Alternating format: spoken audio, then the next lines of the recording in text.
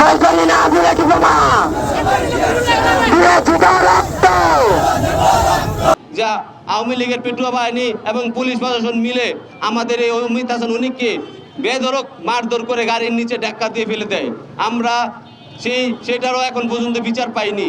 আমাদের জাহিদুল ইসলাম, আমাদের রূপগঞ্জ উপজেলা ছাত্রদলের যুগ্ম আহ্বায়ক, তাকে অনাকাঙ্ক্ষিতভাবে আওয়ামী লীগেরা পরিকল্পিতভাবে হত্যা করেছে।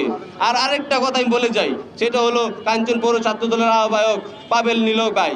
উনি এত একটা স্বচ্ছ মানুষ ছিলেন, আমরা ওনাকে মন থেকে ভালোবাসতাম। উনির মতো একটা স্বচ্ছ রাজনীতিবিদকে তারা পরিকল্পিতভাবে হত্যা করেছে। এখানে হয়তোবা আমাদের নিজেদের দলেরই কিছু লোকের কোন্দরের কারণে এই হত্যার শিকার হয়েছে। আমি আমাদের দলের নেতাকর্মীদের বলতে চাই, আপনারা একটা কথা ভালো করে মনে রাখবেন, রাজনীতিতে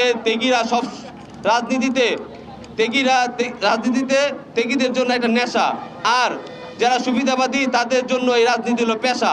আমরা তেগীরা সব সময় রাজপথে আছি, আমরা রাজপথে থাকবো এবং শত অন্যায়ের বিরুদ্ধে আমরা কথা বলবো। আমাদের কাঞ্চনের আমার সহযোদ্ধা পাবেল ভাইকে হত্যা করেছে 5 তারিখের পরে। জাহিদুল রূপগঞ্জ থানা ছাত্র দলের যুগ্ম আহ্বায়ক, তাকে হত্যা করা হয়েছে 5 তারিখের পরে। আরো এরকম অনেক নেতাকে হত্যা করা হয়েছে। রিসেন্টলি আমাদের ঢাকা ইউনিভার্সিটিতে সাম্য ভাইকে হত্যা করা হয়েছে, এটাও 5 তারিখের পরে। তো আমরা এগুলার কোনো বিচার পাইনি। তো আমি এই সরকারের কাছে দৃষ্টি আকর্ষণ করবো এবং প্রশাসনের কাছে দৃষ্টি আকর্ষণ করবো, যারা এই সন্ত্রাসী কর্মকাণ্ড চালাচ্ছে তাদেরকে যেন খুব দ্রুত আইনের আওতায় এনে শাস্তির ব্যবস্থা করে। সকল সহযোদ্ধা হত্যাকারীদের বিচারের দাবিতে আমরা রাজপথে ছাত্র সমাজ নেমেছি। আমরা এই সরকারকে, এই অন্তর্বর্তী সরকারকে অবিলম্বে এই খুনি দোষর ফ্যাসিস্টদের গ্রেপ্তার এবং দৃষ্টান্তমূলক শাস্তি নিশ্চিত করার দাবি জানাচ্ছি। একই সাথে সারা বাংলাদেশের সকল শিক্ষা প্রতিষ্ঠানে নিরাপদ ক্যাম্পাস লক্ষ্যে প্রশাসনের দৃষ্টি আকর্ষণ করছি। এই সরকার আসলে বিচার করার মতো ক্ষমতা তাদের নাই। এই প্রশাসন এখনো বিধ্বস্ত অবস্থায় আছে। এই প্রশাসন দিয়ে কোনো কাজ হবে না।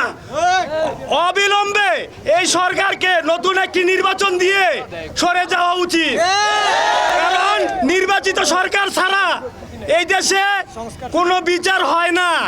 আর সংস্কারের নামে কোনো দেরি আমরা চাই না।